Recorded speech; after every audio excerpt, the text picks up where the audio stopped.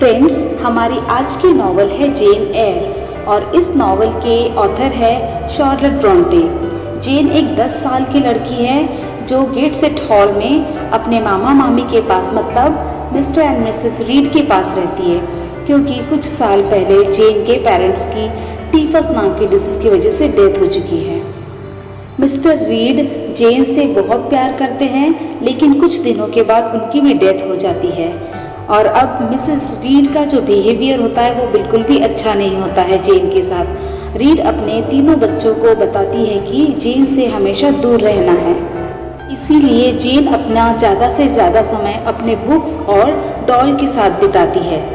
एक बार जेन की उसके कज़िन जॉन के साथ लड़ाई हो जाती है, तब मिसेस रीड जेन को गुस्से गुस्से में एक रेड रूम में बंद करके रख देती है।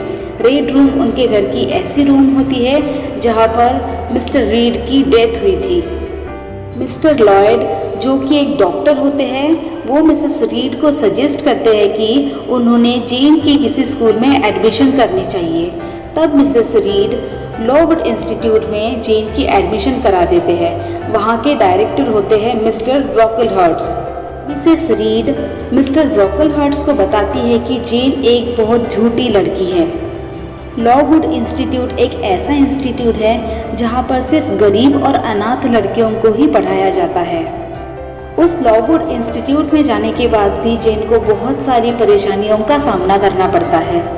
वहाँ पर कुछ दिनों के बाद जेन की हेलन बर्न्स नाम के एक लड़की के साथ दोस्ती हो जाती है और वो दोनों एक दूसरे की बेस्ट फ्रेंड्स बन जाती है। उसी इंस्टीट्यूट की एक मिस मारिया टेम्पल नाम की सुपरिटेंडेंट होती है जो कि बहुत केयरिंग होती है और उसे जेन से कुछ ज़्यादा ही लगाव होता है।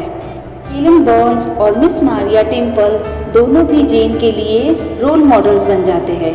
जेन जब भी नाराज़ होती है या किसी मुसीबत में होती है, वो जेन को हमेशा मोटिवेट करती है। लेकिन इनकी दोस्ती कुछ ज़्यादा दिन टिक नहीं पाती, क्योंकि उनके इंस्टीट्यूट में टीफस नाम की बीमारी फैल जाती है। इसमें हेलन बर्न्स की डेथ हो जाती है।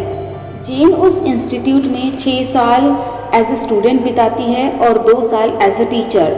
उसके बाद उसे उस इंस्टीट्यूट की लाइफ बोर लगने लगती है, तो वो थॉर्नफील्ड हॉल में शिफ्ट हो जाती है। मिस मारिया टेम्पल की शादी होने की वजह से वो भी उस इंस्टीट्यूट से चले जाते हैं। थॉर्नफील्ड हॉल जाने के बाद जेन एडिले वैरेंस नाम के फ्रेंच गर्ल को पढ़ाना शुरू करते हैं। वहाँ पर जेन की एडवर्ड फेयरफैक्स रोचेस्टर के साथ मुलाकात होती है। एक दिन रोचेस्टर आग में फंस जाते हैं तो जेन ही उनकी जान बचाती है। कुछ दिनों के बाद जेन को मैसेज मिलता है कि मिसेस रीड की तबीयत बहुत ख़राब है और वो अब जेन से मिलना चाहती है। तब जेन उन्हें मिलने के लिए गेटसेट हॉल में पहुंचती है। तब मिसेस रीड जेन को बताती है कि उसके अंकल मतलब मिस्टर जॉन एयर ने उनकी प्रॉपर्टी जेन के नाम से कर दी है। उसके बाद मिसेस रीड की डेथ हो जाती है और जेन वापस थॉर्नफील्ड में आ जाती है। थॉर्नफील्ड में वापस आने के बाद रोचेस्टर जेन को प्रपोज करता है। जेन भी रोचेस्टर को मन ही मन में पसंद करती है, इसलिए वो भी रोचेस्टर के साथ शादी करने के लिए तैयार हो जाती है।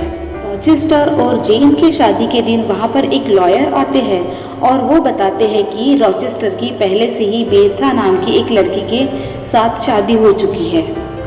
रोचेस्टर जेन को बताता है कि वो लोग फ्रांस में जाकर रहेंगे, लेकिन जेन उसके साथ फ्रांस जाकर रहने के लिए तैयार नहीं होती और एक दिन वो बिना किसी को बताए थॉर्नफील्ड हॉल से भी चली जाती है। जेन के पास जितने पैसे होते हैं उतने पैसों में वो जितने दूर जा सके उतने दूर वो चली जाती है। पैसे ख़त्म होने के बाद जेन पर भूखे रहने की भी नौबत आती है। जेन घूमते घूमते डियाना और मेरी रिवर्स के घर आ पहुंचती है, लेकिन उनका हाउसकीपर भी जेन को वहाँ से भगा देता है। तभी जेन को चक्कर आती है और वो वहीं पर गिर जाती है। तब डियाना, मैरी रिवर्स और उनका भाई जॉन रिवर्स उसकी मदद करते हैं। जेन की डियाना और मैरी रिवर्स इन दोनों सिस्टर्स के साथ अच्छी फ्रेंडशिप हो जाती है। सेंट जॉन रिवर्स जेन को बताते हैं कि मिस्टर जॉन एयर उनके भी अंकल हैं। रिवर्स फैमिली में रहकर जेन बहुत खुश रहती है क्योंकि इस फैमिली के सभी मेंबर्स जेन के साथ बहुत फ्रेंडली रहते हैं। सेंट जॉन रिवर्स जेन को शादी करने के लिए पूछते हैं, लेकिन जेन सेंट जॉन रिवर्स के साथ शादी करने के लिए मना कर देती है। जेन को ऐसी आवाज़ आती है कि मिस्टर रोचेस्टर उसे बुला रहे हैं। तब जेन मिस्टर रोचेस्टर से मिलने के लिए थॉर्नफील्ड हॉल जाती है और वहाँ जाने के बाद उसे पता चलता है कि मिस्टर रोचेस्टर की वाइफ ने बेरथा ने घर में आग लगा दी है और सुसाइड कर ली है। घर में आग लगाने के कारण मिस्टर रोचेस्टर का एक हाथ और दोनों आंखों की रोशनी चली जाती है। उसके बाद मिस्टर रोचेस्टर और जेन दोनों भी शादी कर लेते हैं और एक छोटे से घर में रहते हैं। उनके शादी के 2 साल बाद रोचेस्टर के एक आंख की रोशनी आती है और तब उसे उसका बेटा भी दिखता है। Thanks for watching. अगर आपको जेन एयर ये नॉवल की समरी पसंद आई है तो प्लीज़ प्लीज़ प्लीज़ मेरे चैनल को सब्सक्राइब करें और कमेंट करना बिल्कुल भी ना भूलें। Thank you.